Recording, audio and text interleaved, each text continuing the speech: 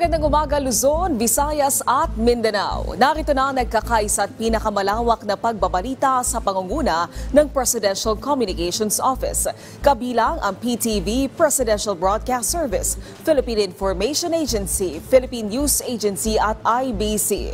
Tutok na sa mga balita mula sa iba't ibang bahagi ng bansa. Ito ang Balitang Pambansa. Ngayong umaga sa Balitang Pambansa, 20 pesos na kada kilo ng dekalidad na bigas. Sisimulan ng ibenta ngayong Mayo 2 sa mga kadiwa ng Pangulo Store sa bansa ayon sa Department of Agriculture. Pangulong Ferdinand R. Marcos Jr. iniutos na dagdagan ng NFA ang kanilang rice buffer stock para suportahan ang kabuhayan ng mga magsasaka ayon sa Malacanang. Agarang tulong inihatid ng Social Welfare and Health Department sa mga apektado ng pagsabog ng Bulkang Bulusan. Mobile kitchen truck na magbibigay ng pagkain sa mga pamilyang nasa evacuation center, nakahanda na rin. Agarang tulong sa pamilya ng mga biktima ng car attack sa Lapu-Lapu Festival sa Canada. Agad na iniutos ni Pangulong Ferdinand R. Marcos Jr. Mabilis na hustisya ipinanawagan. At absentee voting, umarangkada na.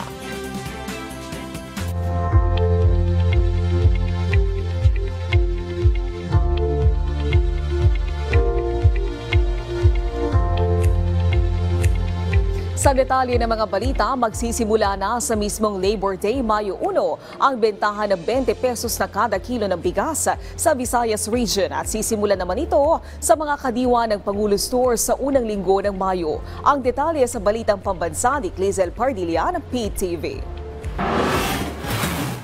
Maingat na tinatakal ni Marso ang sinasaing na bigas para walang masayang.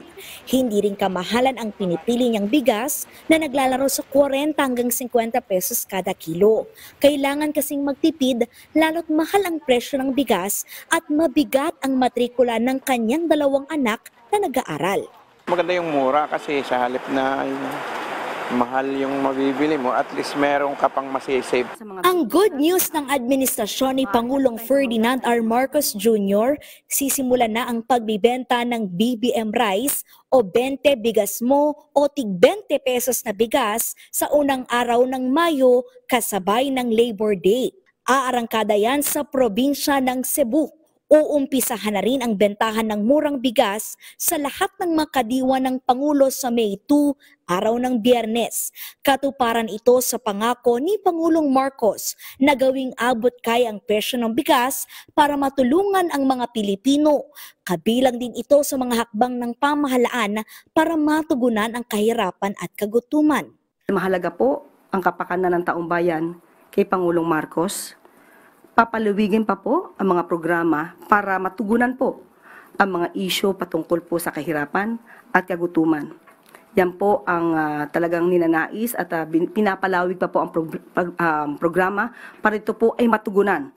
Kabilang na po nga rito ang 20 pesos kada kilo na bigas. Nandiyan pa rin po ang programang Walang Gutom program ng DSWD. Idagdag pa po natin ang patuloy patungkol dito sa Pantawid Pamilyang Pilipino program. Ayon sa Department of Agriculture, makabibili ng 20 bigas mo sa mga kadiwa center ang mga nasa vulnerable sector tulad ng mga solo parent, may kapansanan, may hirap at senior citizen gaya ni Clarita. Hanggang 30 kilong bigas ang pwedeng bilhin kada buwan o katumbas ng 600 pesos. Higit na mas mura yan kaysa sa higit 1,000 presyo ng kalahating kaba ng well-milled rice. Mas gusto ko yun. Mas makakatipid lalo ako dun.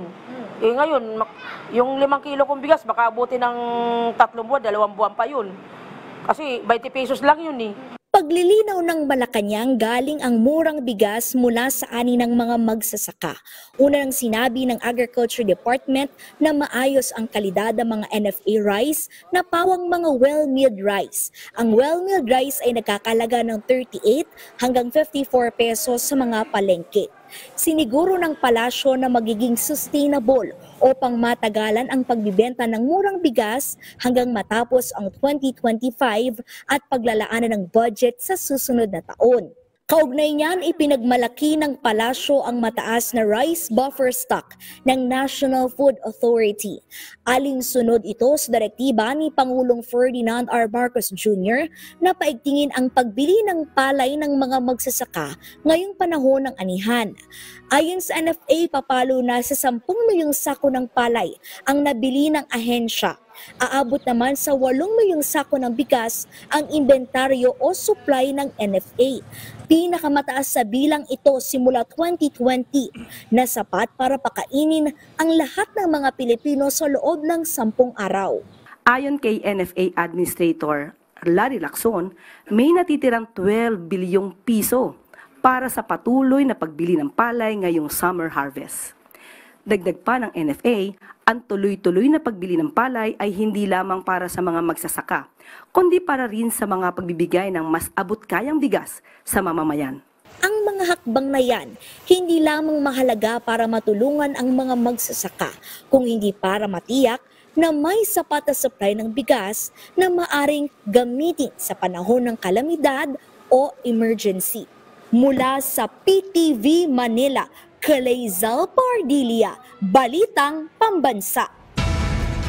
Nakapwesto na ang nasa 11,000 sako ng bigas ng NFA sa kanilang warehouse sa Cebu na ibebenta sa ating mga kababayan ngayong linggo. Dinepensahan naman ng Cebu Provincial Government mula sa mga bumabatikos ang 20 pesos na kada kilong bigas ng Pangulo. Si Jessie Atienza ng PTV Cebu sa Balitang Pambansa. Ipinasilip ng National Food Authority Region 7 ang sako-sakong bigas na nasa kanilang warehouse sa Cebu City.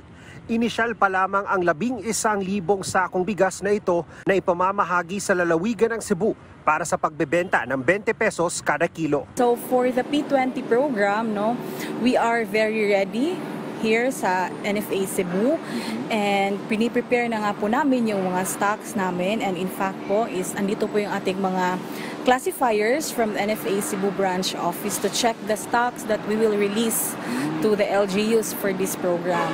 At ayan, papakita ko sa inyo kung ano yung hitsura ng bigas. Ito yung quality ng bigas na simula nang ibebenta within this week. At gaya nga na ipinangako ni Pangulong Ferdinand R. Marcos Jr., ito na yung 20 pesos kada kilo na bigas. Ayon sa NFA, meron pa silang mga karagdagang mga sako-sakong bigas na hinihintay na augmentation mula sa ibang rehiyon. So within this week, sisimulan na ang pag-roll out nito. At ito, titikman din natin naman yung inihanda nila para sa atin na NFA rice na niluto nila. Maraming salamat po sa inyo mga ma'am. And tikman natin. Ito na yon, sinaing na NFA rice. Nagpasample pa talaga sila para sa atin. At titikman. Ayan, this is how it looks like.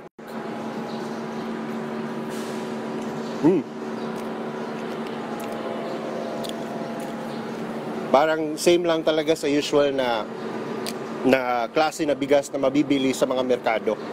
So ito yung quality ng bigas na sisimulan ng ibenta within this week na 20 pesos kada kilong bigas sa ilalim ng programa ng administrasyon ni Pangulong Ferdinand R.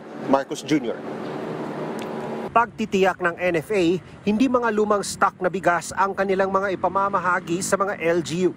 Every time may i-issue kami is nilalagyan namin ang aming mga documents na in good condition or of good or fit for human consumption po yung aming stocks na i-distribute. Dinepensahan naman ni Cebu Governor Gwen Garcia ang pagbebenta ng 20 pesos kada kilo na bigas na programa ni Pangulong Ferdinand R. Marcos Jr. matapos umani ng mga pambabatikos mula sa iilan. Because we'd like to implement this ASAP. The people have been waiting for too long. I know nga kalit og reaction dayon. Nga karon na lang kalusa pa man. Di mo? Vote buying. Ay, saan po ka vote buying, anak nga? Bayran man in tao na. How can that be vote buying?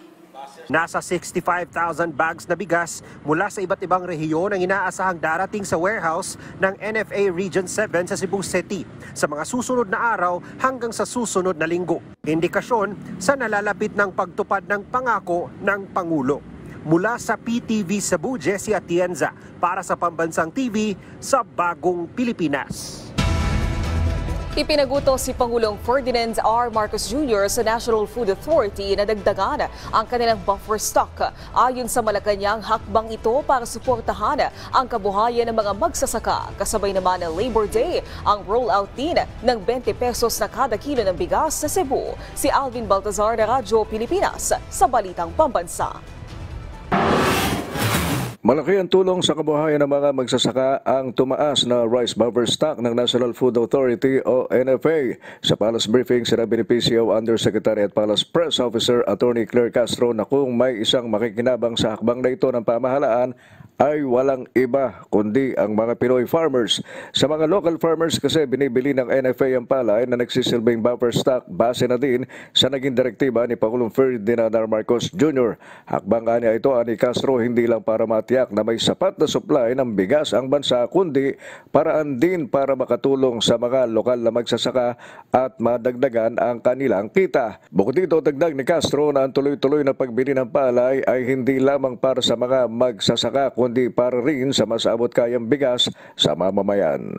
Ang tuloy-tuloy na pagbili ng palay ay hindi lamang para sa mga magsasaka, kundi para rin sa mga pagbibigay ng mas abot kayang bigas sa mamamayan. Samantala, sa darating na Huwebes o May 1 na aarangkada ang rollout ng murang presyo o ang 20 pesos per kilo ng bigas na kung saan ay ilulunsad ito sa Cebu. At sa kasunod na araw, May 2, ayon kay Atty. Castro, ay maaari na ding mabili ang 20 pesos na kada kilo ng bigas sa Visayas Avenue, partikular sa Bureau of Animal Industry sa Quezon City. Ilo-launch po ito sa Cebu, May 1. So kung saan po ito ibebenta, ito po ay ayon na rin po sa guidelines ng local government units. Sa May 2 naman po ay sisimulan din po ito sa Visayas Avenue, sa Bureau of Animal Industry. Sa May 2 po, ito naman po ay sa Kabiwa. Para sa Balitang Pambansa, Alvin Baltazar ng Radyo Pilipinas. Supply ng bigas mula sa Mindoro ipapadala sa Visayas bilang suporta sa 20 pesos per kilo rice program. Si Joshua Sugay ng PIA Mimaropa sa Balitang Pambansa. Bilang suporta sa programang 20 pisong kada kilong bigas ng nasyonal na pamahalaan, naghahanda na ang mga lalawigan ng Occidental at Oriental Mindoro na mag-supply ng libo-libong sako ng bigas sa rehiyon ng Visayas. Sa Occidental Mindoro, inihahanda na ng National Food Authority ang pagpapadala ng 80,000 sako ng bigas patungong Visayas Region. Ayon kay NFA Occidental Mindoro Branch Manager Eli Maraguindin, kasalukuyang sumasailalim sa fumigation ng mga stock ng bigas upang matiyak ang kalidad ng mga ito bago ito dalhin sa Kaminawit Port. Samantala sa Oriental Mindoro, kinumpirma ni NFA Acting Branch Manager Dennis Mexico na nakahanda rin ng lalawigan na magpadala ng sobra nilang supply upang matugunan ang kakulangan sa iba pang mga lalawigan. Sa kasalukuyan, higit pa sa kinakailangang buffer stock ang hawak ng Oriental Mindoro at kayang suportahan ng lokal na pangangailangan hanggang 29 na araw. Tiniyak naman ng Philippine Ports Authority sa Mindoro na ang mga pantalan ng Rojas at Bulalakaw ay handa at operational upang tumanggap ng mga sako-sakong bigas patungong Visayas. Nauna nang inatasan ni Department of Agriculture Secretary Francisco Chu Laurel Jr. ang pagreposisyon ng mga stock ng bigas mula Mindoro upang suportahan ang mga probinsyang kinabibilangan na Cebu, Negros Island, Samar at Leyte. Ang 20 pisong kada kilong bigas na inisyatiba ay bahagi ng layunin ng pamahalaan upang makapagbigay ng abot-kayang bigas para sa bawat Pilipino, habang sinusuportahan ang mga lokal na magsasaka sa pamamagitan ng pagpapaluwag ng mga bodega para sa mga bagong aning palay. Mula sa Philippine Information Agency Oriental Mindoro, Joshua Sugay, kasama si Volter Dikina na PIA Occidental Mindoro para sa Balitang Pambansa. Ikinatuwa ng ilan nating kababayan sa Iloilo ang nalalapit ng pagbebenta ng 20 pesos na kada kilo ng bigas.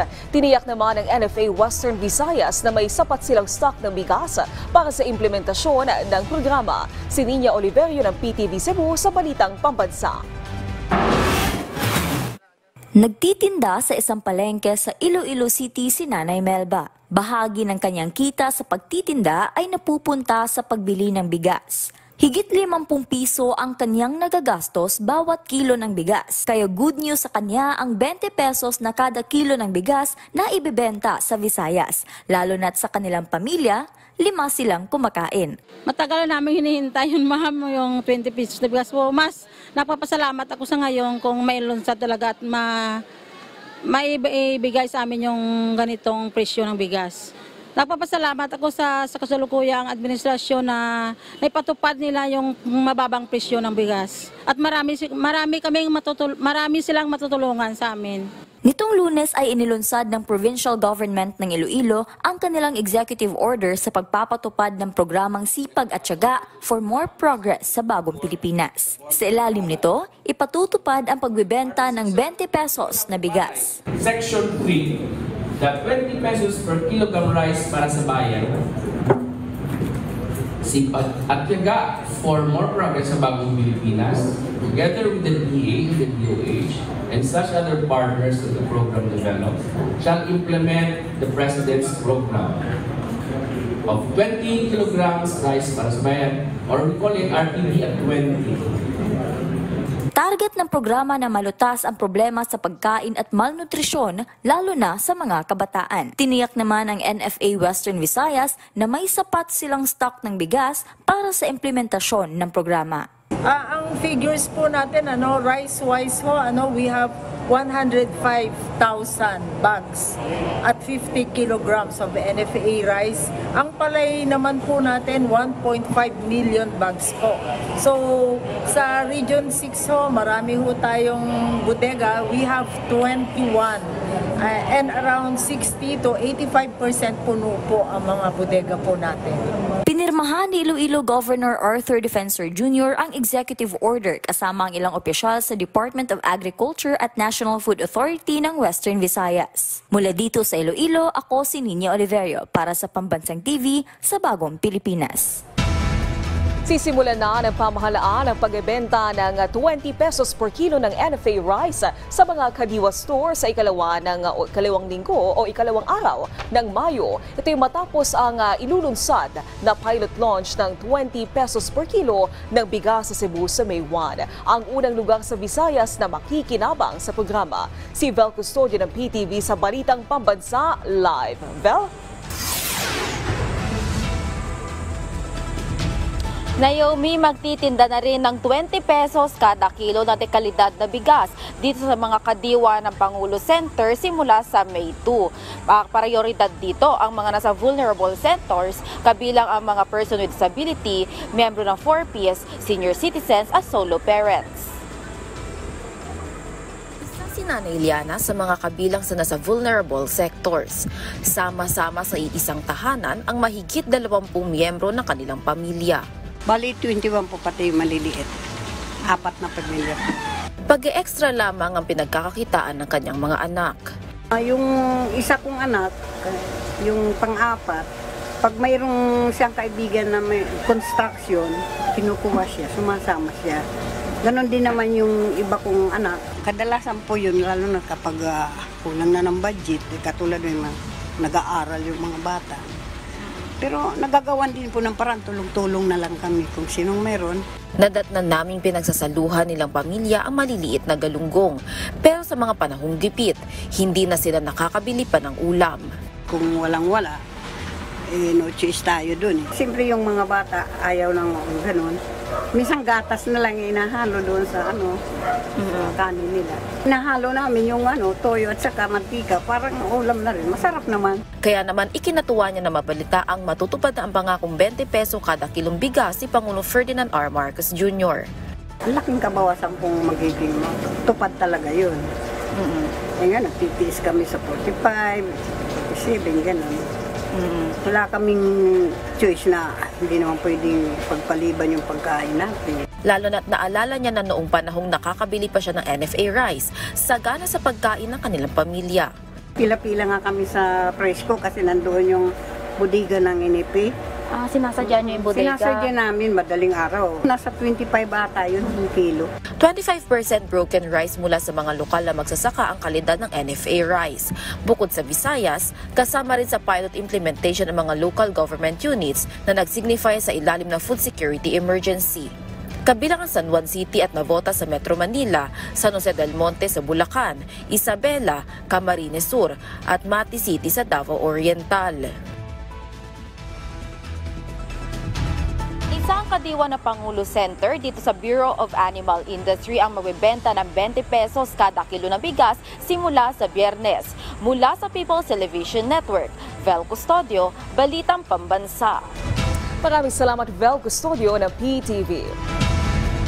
Inihahanda na ng Department of Social Welfare and Development ng Bicol Region ang mobile kitchen truck upang mamigay ng mga pagkain sa mga residenteng pansamantalang naninirahan sa Hubana Municipal Evacuation Center.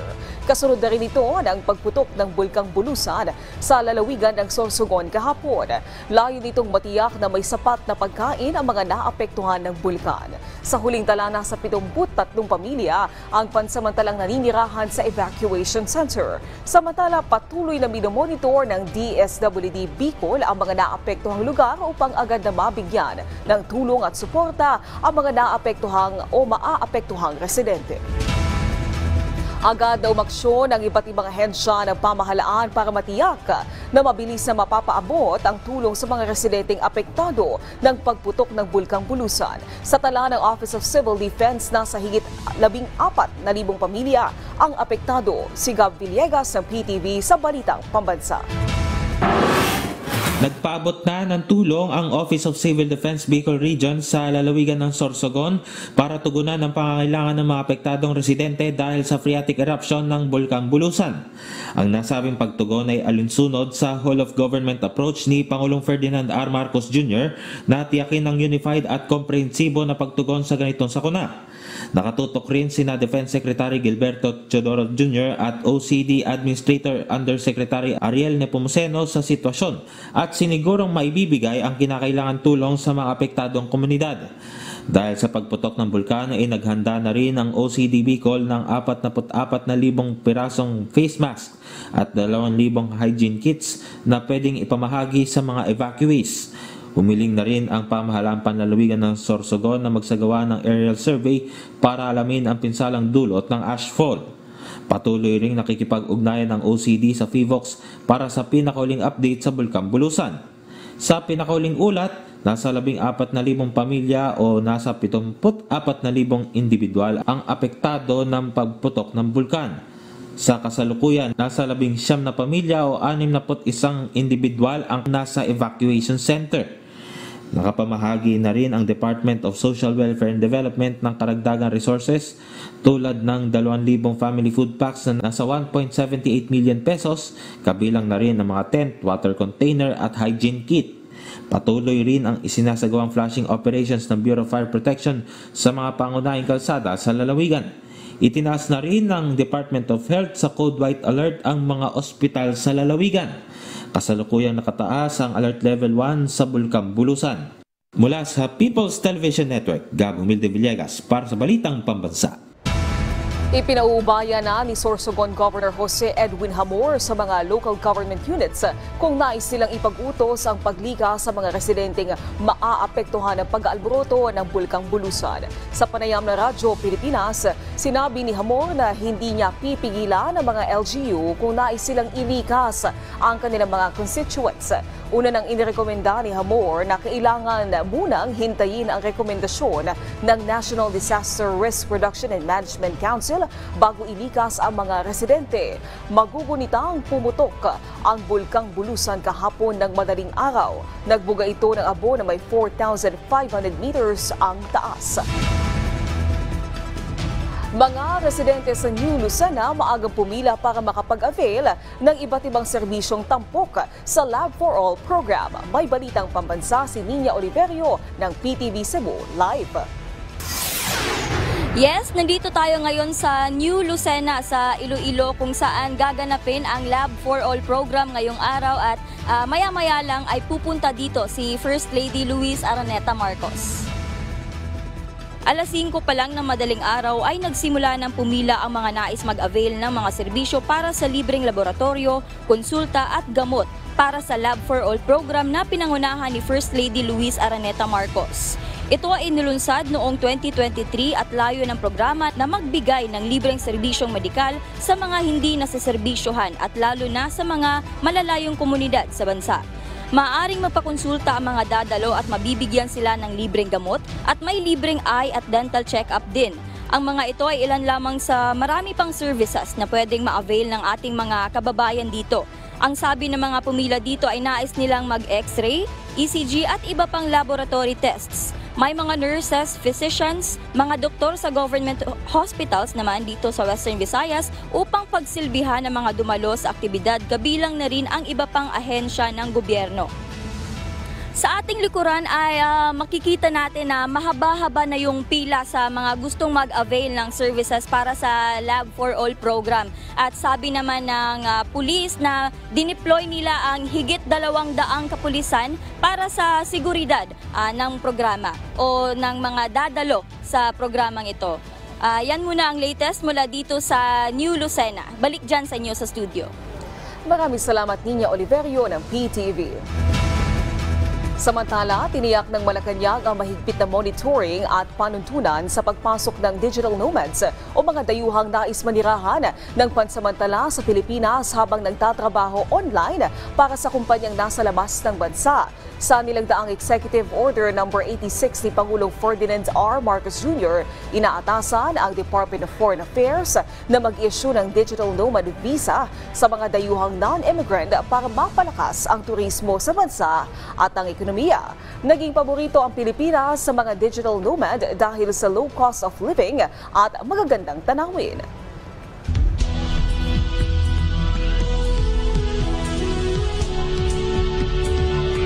Target ng COMELEC na ma-deploy agad ang mga ACM at laptop sa mga munisipyo sa La Union.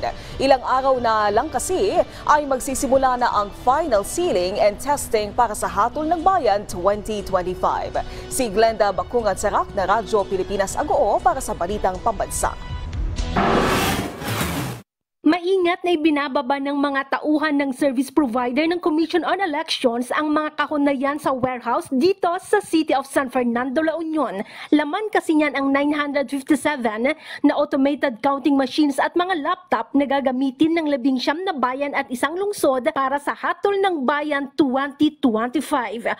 From the outset or at the outset, from the very beginning, gusto namin makita na ng taong bayan na ito yung, this is where your taxes go. And transparency, gusto namin pakita na secured dahil in-escort sila ng kapulisan at pagdating dito, in good condition naman sila lahat. Mahigpit din ang pinapatupad na seguridad dito ng Armed Forces of the Philippines at Philippine National Police hanggat hindi nakararating sa mga munisipyo ang mga ACM at mga laptop.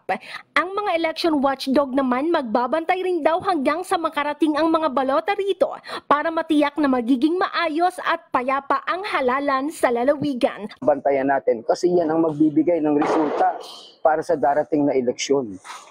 Ganun din ang balota. Kinakailangan natin ma-secure na tama yung darating na balota sa bawat voting center dito sa buong La Union. Target ng COMELEC na matapos ang deployment ng mga ACM at laptops ngayong araw lalo't malapit na rin simulan ang final sealing and testing. Tiwala ang COMELEC na mas mabilis ang electoral process sa darating na Mayo 12. Mula Radyo Pilipinas, Agoo, Glenda Bakungan Sarak para sa Balitang Pambansa.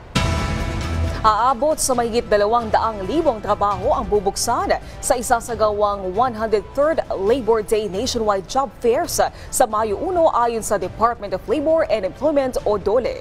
Ayon kay DOLE Secretary Bienvenido Laguesma, may 69 na job fair sites ang kanilang bubuksan kasama ang mahigit 2,000 employer na mag-aalok ng mga trabaho. Higit 180,000 dito ang bubuksan lokal at matapos o halos 35,000 naman abroad.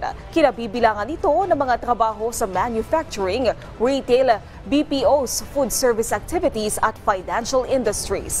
Sa mga nagdanais, maaari lamang magpunta sa pinakamalapit na Public Employment Services Office o PESO o kaya naman ay sa DOLE field offices para makita ang mga lugar kung saan isasagawa ang job fairs. Tugon nito ng ahensya sa direktiba ni Pangulong Ferdinand R. Marcos Jr. na maging regular na ang mga ganitong programa sa buong bansa. Ibinida ni First Lady Liza Reneta Marcos ang bag na gawang Marikina habang nasa Rome, Italy. Sa kanyang Facebook post, proud na ipinakita ng unang ginang na gamit niya ang itim na bag habang naglalakad sa Roma. Ayon kay First Lady, ipinagmamalaki niyang dalhin ang locally made na bag na sumisimbolo sa Pilipinas na kanyang bitbit saan man magpunta. Ibinahagi din ng unang ginang ang kanyang larawan matapos ang working visit, kasama ang mga tauhan ng Embahada ng Pilipinas sa Vatican at Rome. Gayun din ang post-anniversary dinner kasama si Pangulong Ferdinand R. Marcos Jr. Dumalo ang first couple at nakiramay sa namayapang si Pope Francis na inihatid sa kanyang huling hantungan noong Sabado. Maraming salamat sa pagsama sa amin ngayong umaga. Tumutok muli sa ating programa mamayang alas 12 ng tanghali kasama ang buong pwersa ng Presidential Communications Office. Mula sa PTV, ako si Naomi Tiburcio. Itong nagkakaisang pwersa ng pagbabalita, ito ang Balitang Pambansa.